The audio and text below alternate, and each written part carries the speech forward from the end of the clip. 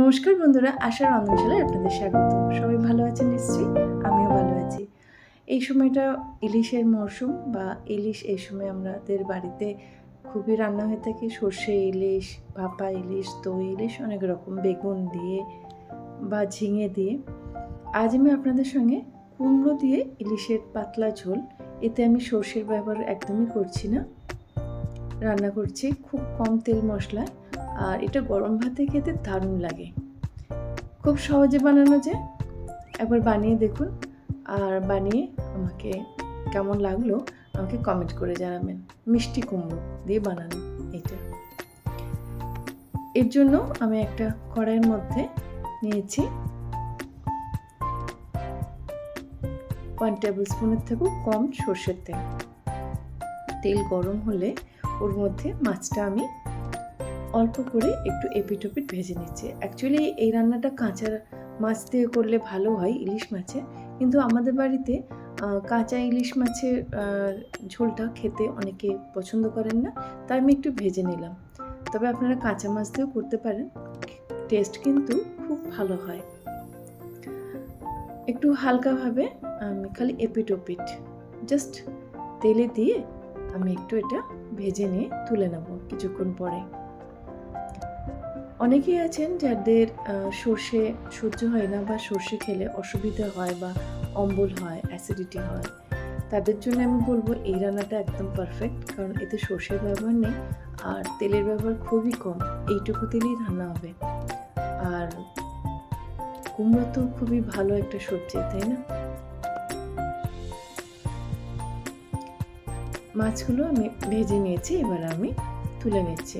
দেখলেন তো, খুবই কম ভেজেছি।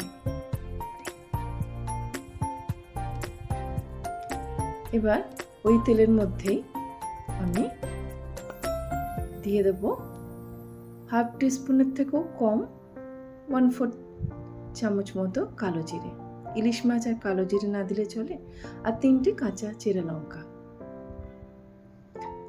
কাঁচা লঙ্কা আর কালো জিরে থেকে যখন খুব সুন্দর একটা সুগন্ধ বেরোবে, তখন এর মধ্যে আমি দিয়ে দেব একটু বড় বড় সাইজ, যাকে বলে ডুমো ডুমো সাইজ, ডুমো ডুমো করে কাটা কুমড়ো, সেটা দিয়ে এইভাবে আমি একটু নাড়াচাড়া করে নিচ্ছি। দেখছেন তো, তেলের ব্যবহার খুবই কম, 1 টেবিল স্পুনের থেকেও কম তেলে আমি রান্না করছি, সর্ষের তেল। 30 থেকে 40 সেকেন্ড মতো জাস্ট আমি এটা একটু নাড়াচাড়া করেছি, কারণ খুব বেশি ভাজার প্রয়োজন নেই।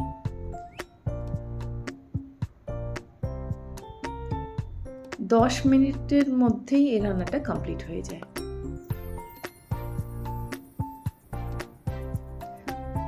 আর ইলিশ মাছ খুব নরম মাছ, তাড়াতাড়ি রান্না হয়েছে। এর জন্য 1/4 চামচ মতো হলুদ, হাফ টিস্পুনের মতো লঙ্কা গুঁড়ো আর হাফ টিস্পুন মতো কাশ্মীরি রেড চিলি পাউডার দিয়েছি। কাশ্মীরি রেড চিলি পাউডার দিলে রঙটা খুব সুন্দর আসে। এবার আমি জল দিয়ে দিলাম। এখানে জল দিলাম আমি প্রায় 1 কাপ পরিমাণ। জল দিয়ে ওর মধ্যে 1 টিস্পুন মতো আমি নুন দিয়ে দিলাম। নুন, তেল মশলা নয়, মশলা খুব ভালোভাবে জলের মধ্যে আমি মিশিয়ে দিয়ে এটাকে আমি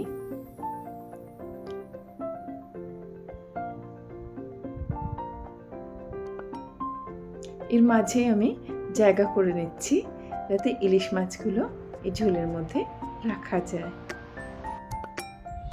তবে কুমড়োর মধ্যে এবং ঝোলের মধ্যে ইলিশ মাছের একটা সুন্দর সুগন্ধ আর যে স্বাদ, সেটা তো আসবেই।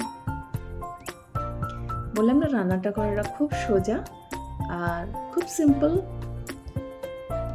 একবার বানিয়ে দেখবেন। এবার আমি ঢাকা দিয়ে এটাকে 4 থেকে 5 মিনিট লো ফ্লেমে রেখে দেব। 4 থেকে 5 মিনিট পর ঢাকা খুলে দেখে নিলাম যে আমাদের রান্নার যে কুমড়ো ব্যবহার করা হয়েছে, সেই কুমড়োটা সিদ্ধ হয়েছে কিনা। কুমড়ো সিদ্ধ হয়ে গেছে, আমাদের ইলিশ কুমড়ো রেডি। ভালো লাগলে আমার চ্যানেলটি সাবস্ক্রাইব করবেন, লাইক করবেন, শেয়ার করবেন। ধন্যবাদ।